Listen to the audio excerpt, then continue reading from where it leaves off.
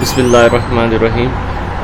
Today we are discussing the important part of the cirrhosis, which are the complications of the cirrhosis. In the previous lectures, I have given you the information regarding the chronic liver disease, acute hepatitis, and now the ultimate is the cirrhosis, means shrinkage of the liver, fibrosis occur in the liver tissues, and when the cirrhosis complications. The important among the complications are the varices, variceal hemorrhages, upper GI tract bleeding may occur from the varices, or some portal hypertensive gastropathy or gastroduodenal ulcers. Other is the cachexia, edema, ascites, infection, spontaneous bacterial peritonitis, SBP, encephalopathy, bleeding tendency, and impaired detoxification of the drugs. This slide is discussed in the previous lecture. Now first is the variceal hemorrhages. Basically the variceal hemorrhage occurs due to the abnormal dilatation of the veins at the esophageogastric junctions. These are basically the collaterals at the esophageogastric junctions, known as the varices. Means when the veins become abnormally dilated, this is known as the varices, and they are in superficial in position and they easily bleed, and the bleeding occur in 1/3 of the patient with the varices, particularly those with large varices.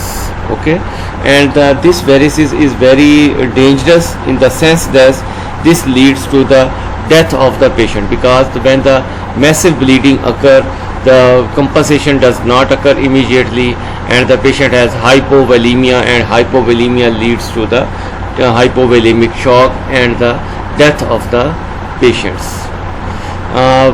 The cirrhosis is number one leading cause of the upper GI bleeding, but for the revision purpose, what are other causes of the bleeding are the peptic ulcer, portal gastropathy, and the gastritis. These are the many causes of the upper GI bleeding. Upper GI bleeding occur from the mouth, esophagus, stomach, and the second part of the duodenum up to the where the ligaments of Treitz is attached.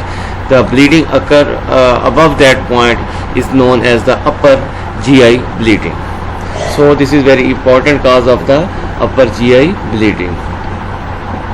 Now the for the management is concerned for the variceal bleeding, there is two part.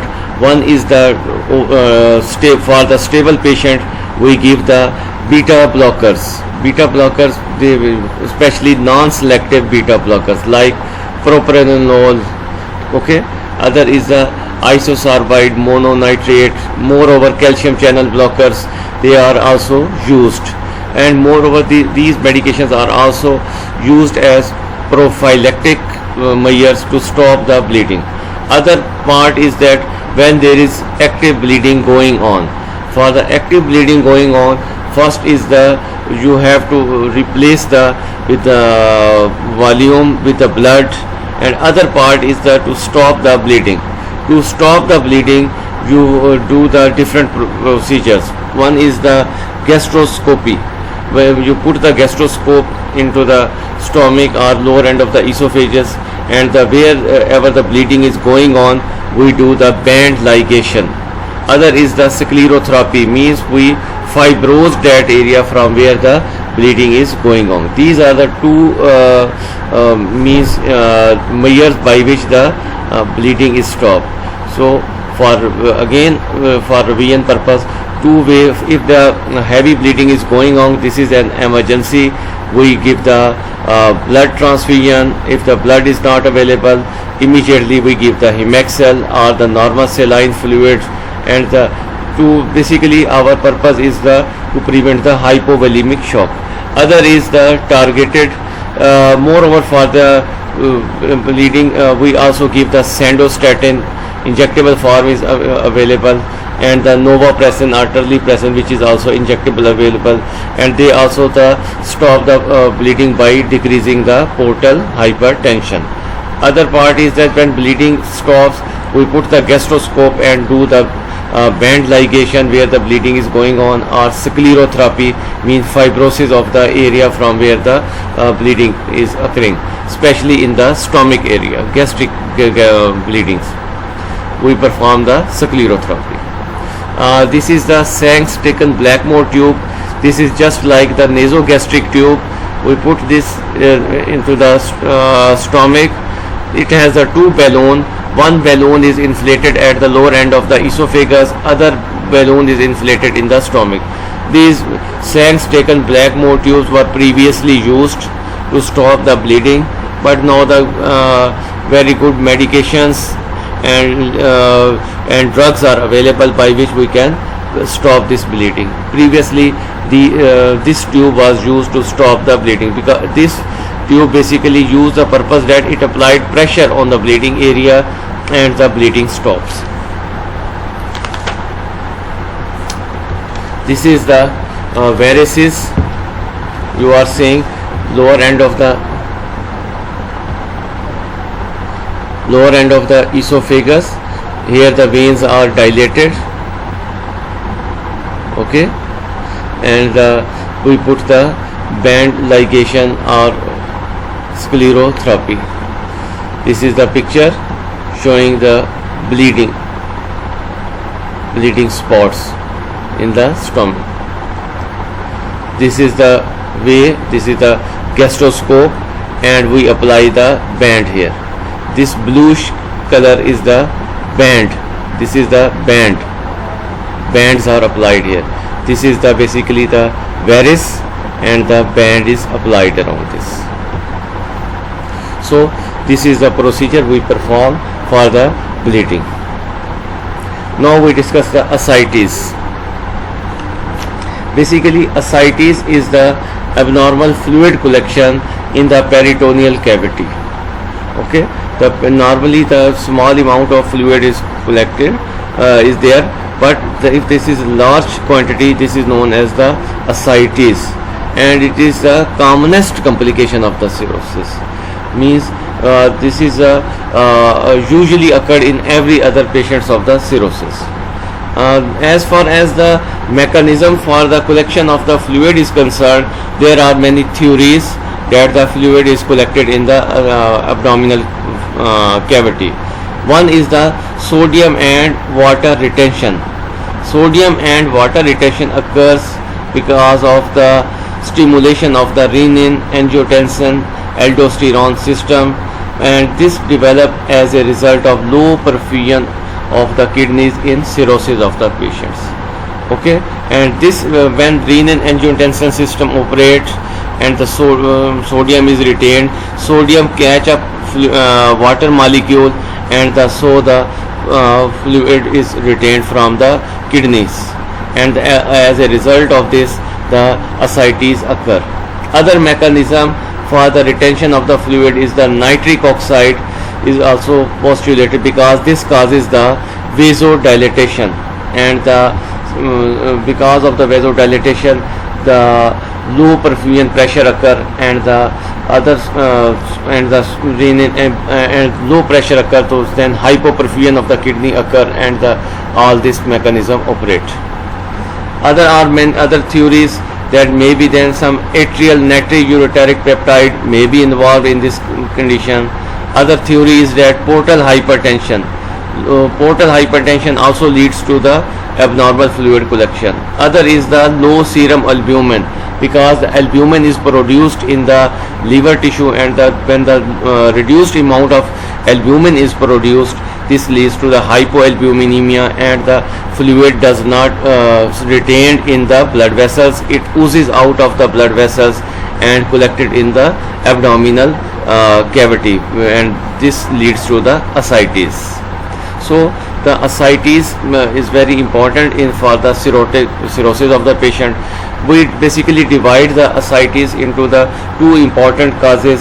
One is the transudative, other is the exudative. For you people in the BDS and MIT, it is important that you must remember only one thing, that in the transudative fluids, the albumin quantity is or protein is low or normal. In exudative, protein quantity in the fluid is high. Okay, this is the basic for you people. Otherwise there is long detail of the difference, why the what is the difference between the transudative and exudative fluid. You only remember only one thing, that protein quantity in exudative is high and in the transudative protein quantity is low. Important to remember for you is the causes of the transudative fluid. Important causes are the cirrhosis, alcoholic hepatitis, congestive cardiac failure, constrictive pericarditis, nephrotic syndrome and renal failure. These are all important causes of the transudative fluid collection. And for the exudative fluid collection, tuberculosis is number one leading cause, other is the bacterial peritonitis due to any cause, and number three is the malignancy. Okay, these are the important causes of the these are the important causes of the exudative fluid collection.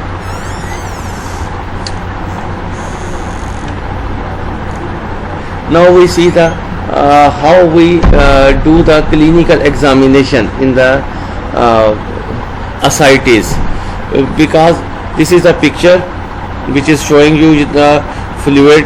Here is the fluid, yellow is the fluid collected in the abdominal cavity. Patient is lying in the spine position. We do the percussion from this area, umbilicus and lower down. We meet dullness at this area. Okay, then we start the percussion from the at the area of the umbilicus and move to the right side. Okay, we will find the dullness. Center is the resonant area, because the intestine contains air and the percussion note which is produced is the resonant. Then we do the percussion from here to this area. Here is the area where you find the resonant note, and from this area you find the dull note. Then you keep your hand here and ask the patient to move to the side. Now you are seeing that fluid from here moves to the other part of the abdomen. Now you start percussion here. Again the percussion note become the resonant. Previously at this area it was dull. Now do the percussion from this to the center. You will find the new area where the percussion note become dull, which is higher from the previous area. This is known as the shifting dullness. Basically shifting dullness is done to differentiate the cause of the dullness, because dullness may be due to the fluid or some tumor or mass. If some fluid, if some tumor is here, you will find dullness here, but you will not find the dullness at the other side of the abdomen. Okay. Moreover, by the shifting, you will not see for the tumor there will be no shifting dullness. By this method you can differentiate the fluid from the other mass. Moreover, you perform the fluid thrill. Fluid thrill is that you place the hand at that area and do the tapping on the left side. Your other hand is placed on this area and you will feel a wave-like sensation on this area.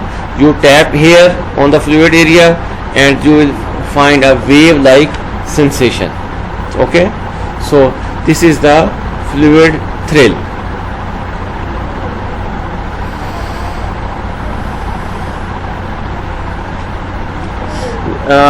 As far as the treatment of the ascites is concerned, we know that there are many causes of the fluid collection, but for the cirrhosis we are concentrating basically on the cirrhosis of the cirrhotic cause of the ascites. So there are the few things which are the general measures, and which some are the specific measures. For the first important thing is that treat the underlying cause. Other is that the dietary modification, means the salt restriction. We ask the patient to restrict their salt to 1 gram per day, and water restriction to 1 liter per day. And the other is that protein restriction sometimes applied, and ask the patient to have the adequate calories so that the nutritional deficiency does not occur.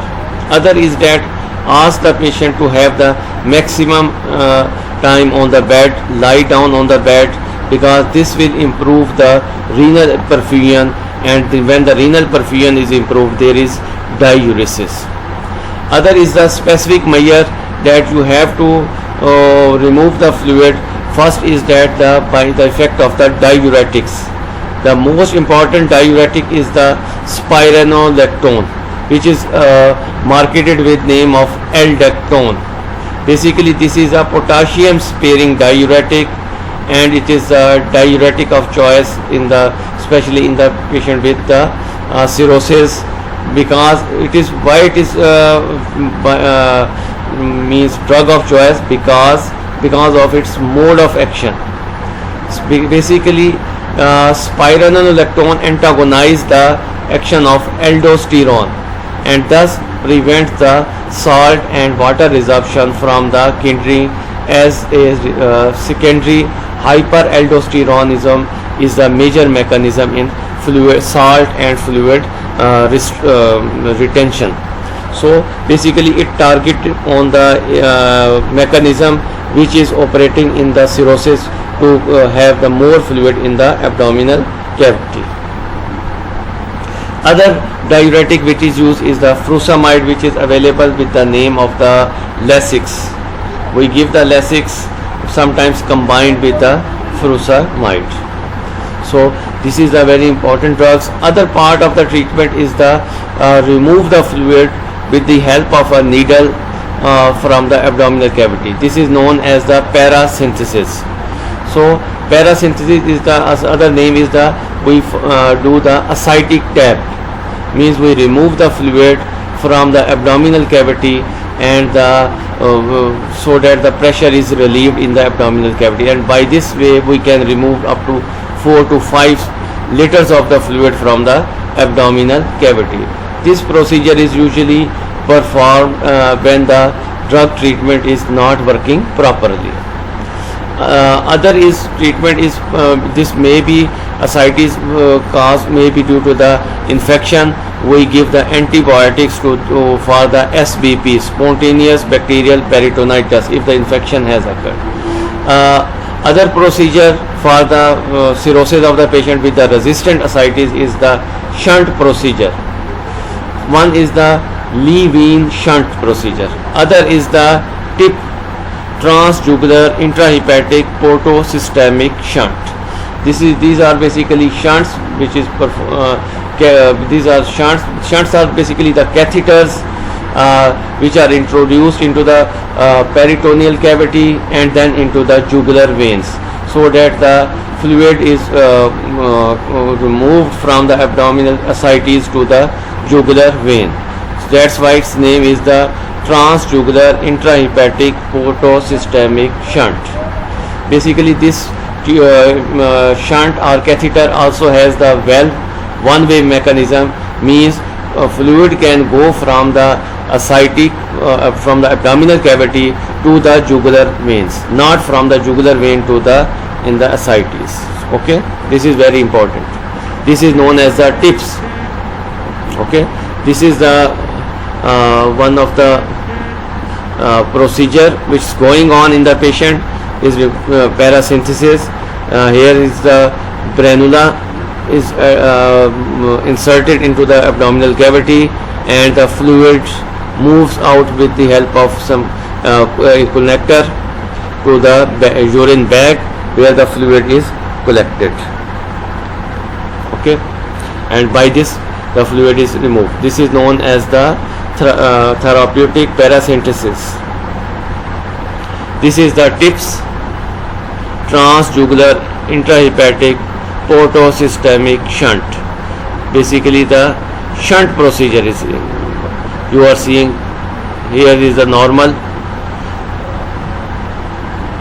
here is the guided wire you insert, this is the guided this is the sheath, this is just like a net, and this is the now the shunt is catheter. It is just like a catheter, it is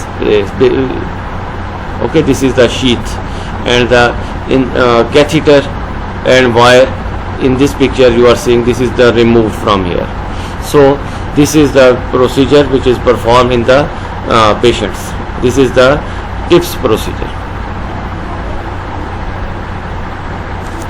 Now other is the spontaneous bacterial peritonitis, which is known as SBP. Previously I have told you that it's basically the complication which occurred in the cirrhosis of the patients, because cirrhotic patients have the low immunity and they are prone to infection very early. So this complication usually occurred in the cirrhosis with ascites, and this occur usually in very advanced liver disease, because in very advanced liver disease patient have the low immunity. Moreover, in advanced liver disease albumin production from the liver is also decreased.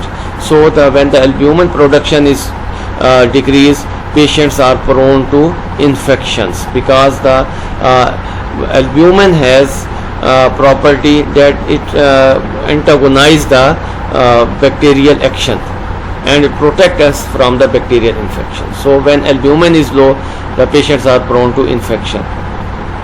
Other is that what are the source of this infection? There are many theories, nothing is 100%, but the theories are that most of the bacteria they gain access to the peritoneum by the hematogenous route. How they gain access, it's not position is not cleared, but they goes into the ascitic fluid. Important bacteria are the E. coli, Klebsiella, Enterococci. These are the common bacteria. The important is the how the patients presents. Patients usually presents to us with the sudden onset of the fever with rigors and chills. There is the generalized abdominal pain, because the peritoneum is now inflamed and the patient feels pain in the abdomen, whole of the abdomen. Other is that when you examine the abdomen, you find that tenderness or rebound tenderness. You apply pressure on the abdomen and you suddenly relieved. The peritoneum strikes, your patient feels severe pain on the abdomen. This is known as the rebound tenderness.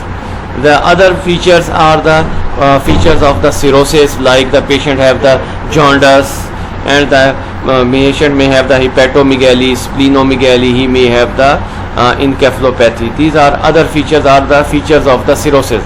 But the how you differentiate that patient has the developed the SBP and not simple ascites is that patient has the in SBP patient has the fever and abdominal pain, while a patient with cirrhosis with simple ascites does not have the fever and his or her abdomen is not tender. This is very important point of differentiating between the simple ascites and SBP. So how we diagnose further with the help of investigation is the ascitic fluid analysis. In ascitic fluid analysis, the patient has a increased number of the WBC count. Okay, WBC counts are usually more than 500 cells per cubic millimeter. Okay, if we have the see the differential count, we will find that there are more neutrophils. Normally the patient with ascitic fluids have the lymphocytes, increased number of the lymphocytes, but when the infection develops, the neutrophil count is increased. Patient has the neutrophil counts more than 250 cells per cubic millimeter. This is the way we differentiate. If we examine the simple ascitic fluid, it does not have such a number of the white blood cells and neutrophil count. It is small in quantity, and moreover neutrophils are less than the lymphocytes.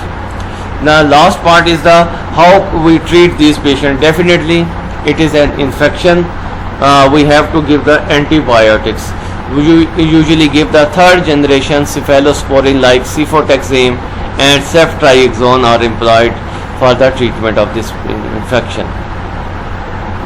This is for the infection. And as far as the prophylaxis is concerned, because the patient has the advanced cirrhosis and the patient will have the low immunity, he will develop recurrent infection.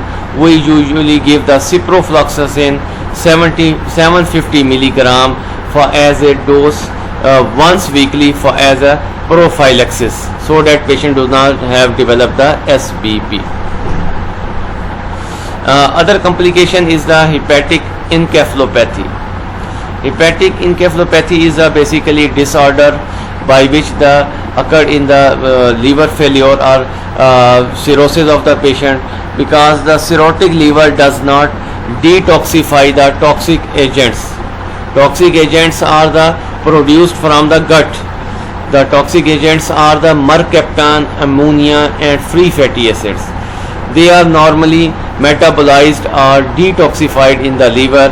When the liver tissue is no more functioning properly, they goes to the brain and they cause the stimulation and they cause the edema in the brain tissue and ultimately coma in the develop into the patients. Okay, and the patient is we call this condition as the hepatic encephalopathy. There are the many precipitating factors for the development of hepatic encephalopathy. First and more important is the GI bleeding. GI bleeding is the most common precipitating factor which leads to an increase in production of the ammonia and other nitrogenous substances, and these substances are basically absorbed from the gut and they are not detoxified in the liver and they affect the brain. Other is the increased protein intake. We usually take the history from the patient and we find frequently that patient has taken a high protein diet, and we know that this protein is ultimately converted into the ammonia and other proteinaceous nitrogenous toxic substances, and these will affect the brain tissue, and this also leads to the hepatic encephalopathy. Other important cause is the electrolyte imbalance, particularly hypokalemia, means potassium low, because this low potassium cause the an increase in amount of the ammonia, and which is neurotoxic, and this readily cross the blood brain barrier and affect the brain. So this is the how the hypokalemia affects. Other factor is the infection. Infection is also very important, especially in patient with the SBP. When there is infection, more of the toxic substances are produced, and these toxic substances affects the brain. These are the important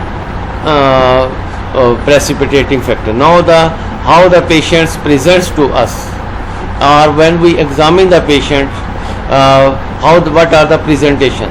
Presentation depends upon what is the stage of the coma of the patient. There are basically the 4 stages of hepatic encephalopathic coma. Okay, grade 1, 2, 3, 4. I will discuss you in detail. First are what are the signs, and you will see the patients. First is the fetor hepaticus. This is basically a smell which is mousy like smell which is coming from the patient. When you come near to the patients, you will smell this very strange smell coming from the mouth of the patients. Other is the flapping tremor. Flapping tremor is that we usually extend the hand at the wrist joints and ask the patient to maintain in this position, but the patient does not maintain in the extended position. Basically it goes to flexion and then extension, flexion and extension. This is known as the flapping tremor. Other is the apraxia, constructional apraxia. Ask the patient to draw a certain figure, like we ask the patient to draw a picture of the star, and the patient cannot draw the picture of the star because of the constructional apraxia, which is an important feature of the hepatic encephalopathy. This is the picture showing you the flapping tremor. This is the extended position. We ask the patient to keep here, hands frequently goes down, then patient try to maintain in extension position, then hand goes down, then keep in extended position, extension, flexion occur at the wrist. This is known as the flapping tremor. There are I have told you the 4 stages. These are the 4 stages of hepatic encephalopathy. First is the mild confusion, agitation, irritability, sleep disturbance. Usually patient sleeps in the morning time and wake up in the night time. Decreased attentions. This is the grade 1 hepatic encephalopathy. In grade 2 hepatic encephalopathy, patient has a lethargy, disorientation, inappropriate behavior and drowsiness. In stage 3, patient has a somnolence but arousable, slurred speech, confused and sometimes aggressive. Patient usually quarrel in stage 3. And in stage 4, patient is in comatose, deep coma. You applied pressure and patient will not give you any response. This is the comatose stage. This is the stage 4. These are the 4 stages of hepatic encephalopathy.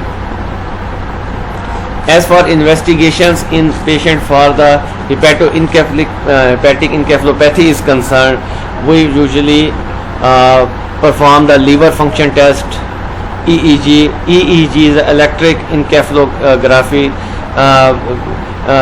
Basically,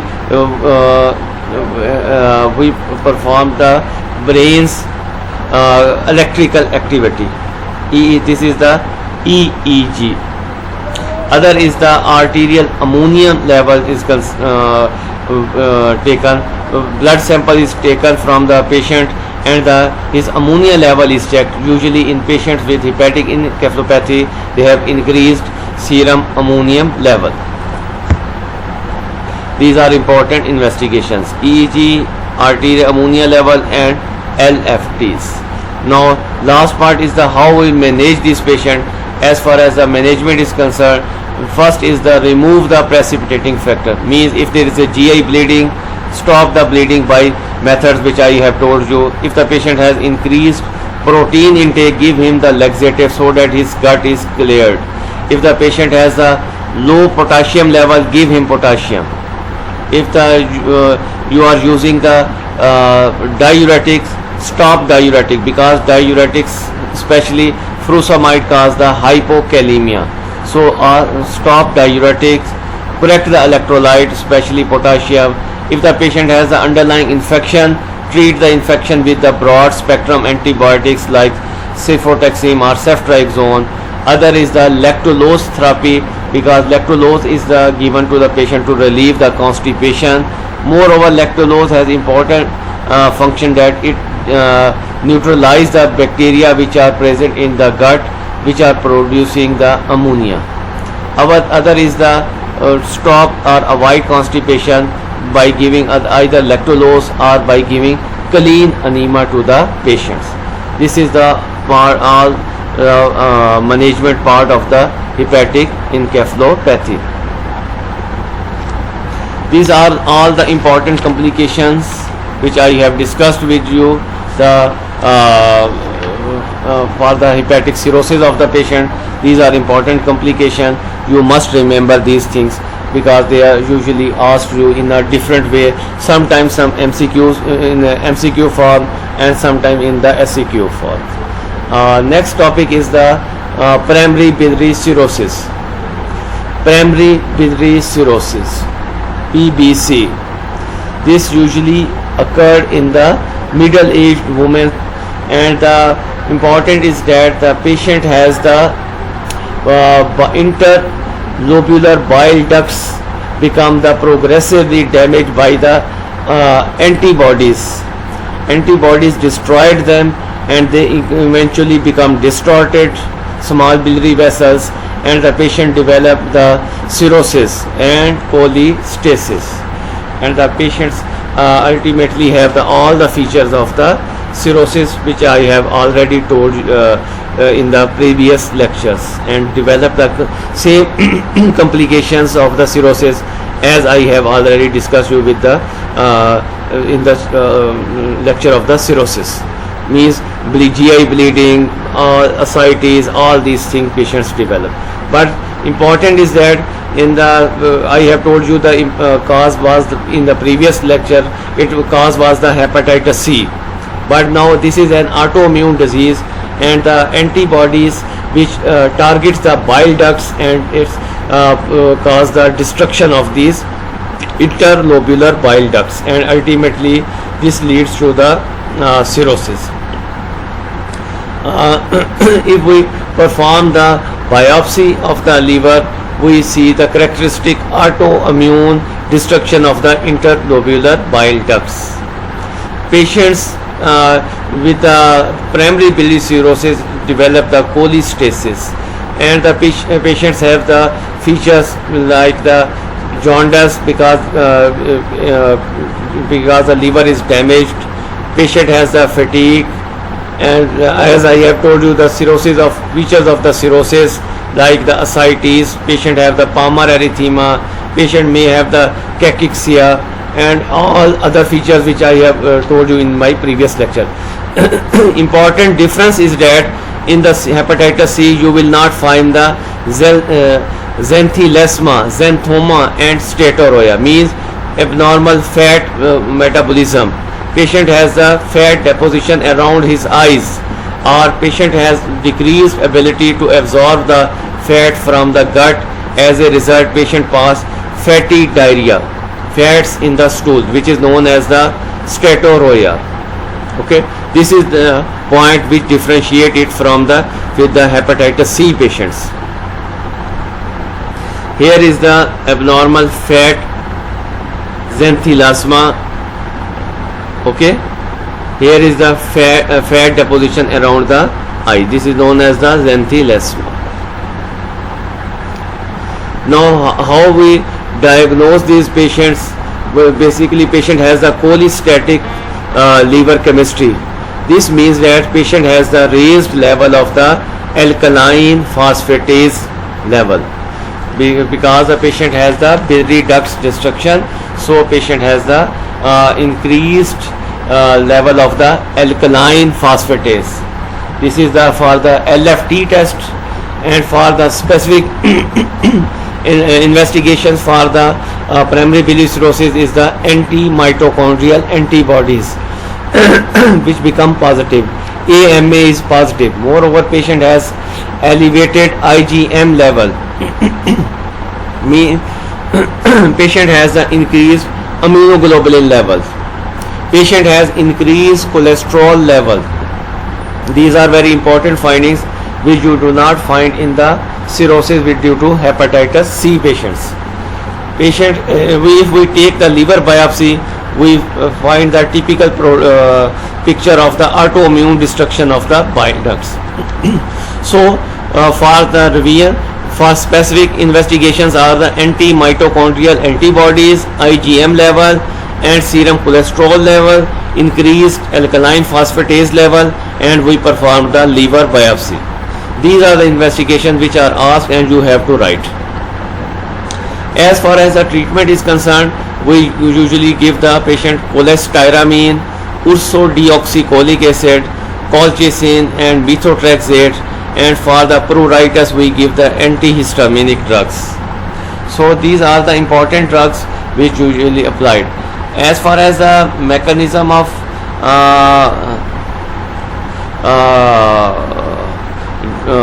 why we use these drugs, because they usually bind the bile ducts.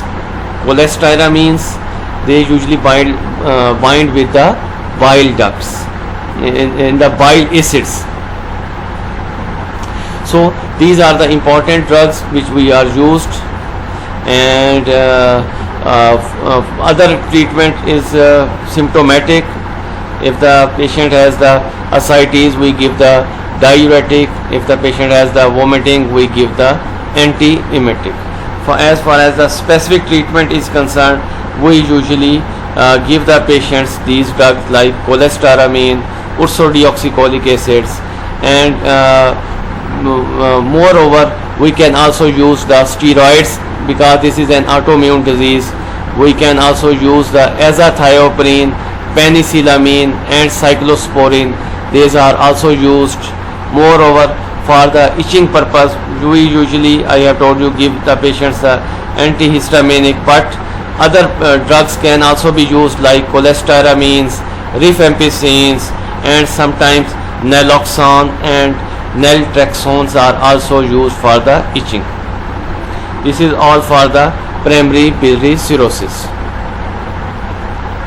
These are the basically small topics, but you must remember these things in a way that they are sometimes asked in the MCQs or SCQs. Other is the hemochromatosis. Basically, hemochromatosis is the condition in which amount of total body iron is increased, and that damage the organ including the liver. Okay, this iron overload may be primary or secondary, and this is usually occurred in the male. Previous disease was in the female. This disease primarily occurred in the males and usually in the 5th decade of their life. Patient, because of the increased iron in the blood, it deposits in the liver, and it leads to the ultimately cirrhosis of the liver. When it deposits in the heart tissue, it leads to the heart failure. When it deposits in the testes, this leads to the hypogonadism. When it deposits in the joints, it leads to the arthritis. When it deposits in the skin, it leads to the grey discoloration of the skin. So these are very important things, that patients develop the increased iron deposition in the different parts of the body. And the patients, we usually suspect hemochromatosis in a patient of the cirrhosis, because patient usually presents with cirrhosis. Cirrhosis means patient have the ascites or some other feature of the cirrhosis. If the patient has the triad like cirrhosis, diabetes mellitus, and joint pains, there is a high suspicion that patient has the hemochromatosis. Moreover, his color will also be grey in color. So this triad is very important. Moreover, hemochromatosis may be primary or secondary. Primary is runs usually in the families, so patient may have the positive family history.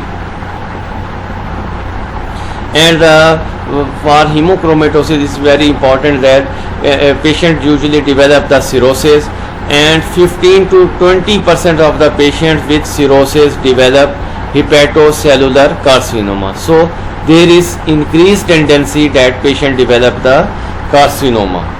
As far as the investigations are concerned in patient with hemochromatosis, we usually, as the cause is increased iron in the blood, so we perform the serum ferritin level, serum iron level, serum iron binding capacity, and for the liver we usually perform the liver biopsy, and there will be increased deposition of iron in the liver tissues.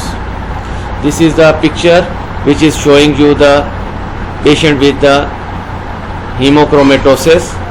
It has the color is the dark, while this is for the differentiating purpose, this color is the light in color.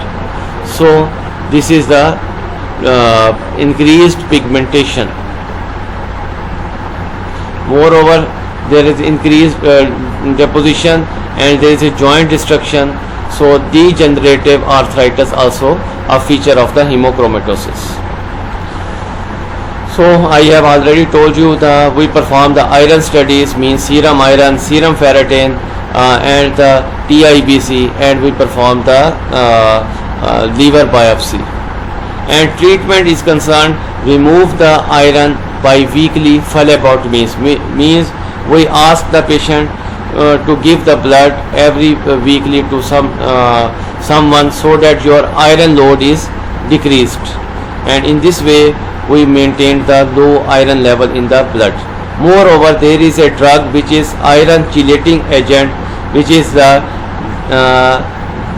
deferoxamine, which is sometimes used in the patient to decrease the iron load. This is deferoxamine.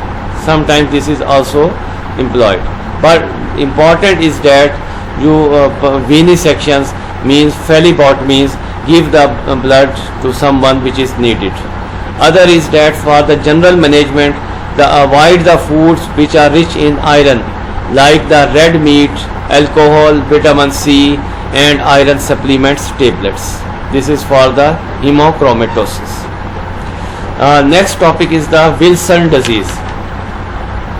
Wilson disease is also a very important cause of the cirrhosis of the patients, but important is that this is very rare autosomal disorder, and there is increased copper absorption from the intestine and decreased excretion of the copper from the bile. As a result, there is increased copper level in the body. So when there is increased level, it leads to the deposition of the copper in the different tissues, like the liver. When the deposition occur in the liver, it leads to the hepatitis and sometimes fulminant hepatitis, like chronic liver hepatitis, and ultimately leads to the cirrhosis of the liver. Moreover, increased copper deposition occur in the brain, especially in the basal ganglia area. You also know that basal ganglia is the area which is damaged in the Parkinson disease, and the patient develop the Parkinson-like feature. In this condition, also patient develop the features similar to the Parkinson disease, like the tremor, ataxia, dystonia. So increased copper deposition occur here. Moreover, increased copper deposition occur in the eyes. I will show you the picture. Increased copper deposition occur in the kidney. This leads to the nephritic syndrome, and this ultimately lead to renal failure. Moreover, there is increased deposition of the copper in the skeleton, and this leads to the arthritis, arthralgia, and different different problems in the joints. So increased copper deposition is very important, and this is very dangerous. But important is that this is an autosomal recessive disorder, so this is a rare disease. This is the picture which is showing you dystonia. Patient has a, moreover, in Wilson disease, patient has a low IQ level. They are mentally retarded patients. They develop the copper deposition in the basal ganglia, and they develop the features just like the Parkinson disease. This is the picture which is showing you the increased copper deposition at the corneoscleral junctions, which is known as the Kayser-Fleischer ring. In this, basically this is the greenish brown pigmentation which is present on the corneoscleral junction. Okay, this is the corneoscleral junctions. This is the basically the pupil, and this is the corneoscleral junctions. Here is the increased deposition, because especially at the superior and inferior poles, sometimes round the whole of the area. This is the Kayser-Fleischer ring. Because this picture is magnified, This is the basically the pupils, and this is the corneoscleral junctions. This is the Kessler-Fleischer ring. As far as the investigations are concerned, we usually perform the serum ceruloplasmin, which is low because this is the protein which binds the copper. This is low in the patient with the Wilson disease. Moreover, we perform the 24-hour urinary copper levels, and this is increased in the Wilson disease. Serum copper level, sometimes it is low, sometimes it is normal. We perform the liver biopsy and we find the increased copper deposition in the liver tissues. And as far as the treatment is concerned, we ask the patient, because there is no specific treatment, this is a genetic disease and we cannot change the genes of the patient. We usually ask the patient to avoid the diet which contains rich in the copper, like the shellfish, organs, foods, nuts, mushrooms, chocolates. These should be avoided. Moreover, to avoid the hepatitis and liver destruction, to slow down the liver destructions and other bad effects of the copper, we usually give the patient penicillamine. Penicillamine is given to the patients, which is available with the name of the Vistamine in the market. Moreover, we give the patient Trientine.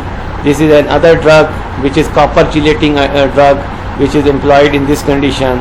Other is drugs which are used are the oral zinc acetate and zinc gluconate, which are which are given to the patient because they prevent the absorption of the copper. This is the copper chelating agents, and means and this decrease the zinc, decrease the absorption of the copper. So these are the means to treat the patients in a way that they decrease the copper level in the body. There is no specific treatment because this is a genetic disease. When the ultimately patient develop the liver failure or cirrhosis, we usually ask the patient to have the liver transplantation. Otherwise, there is no treatment. This is all for the Wilson disease. And the next is the liver transplantation. This is a small topic. Basically, you must have the orientation about the liver transplantation, because the patients which develop the end stage liver disease, we usually employed this liver transplantation.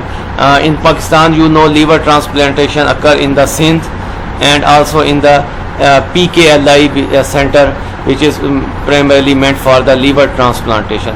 We ask the patient who are develop the fulminant hepatic failure, or patient who have developed the end stage liver disease but he has no malignancy, we ask the patient to go for the liver transplantation surgery. So this is all for the today's discussion. If you have any question or query, send to me in my WhatsApp group. Sometimes initially I have told you the different, but ultimately I have corrected this, especially in the different areas. So you listen the whole lecture, okay? Then you will find then you will have the complete understanding of the topic, because there are in this lecture I have given you briefings about the many topics. So you listen carefully to all of these topics, and also read these topics from your books, so that you have the revision of these topics. Thank you very much.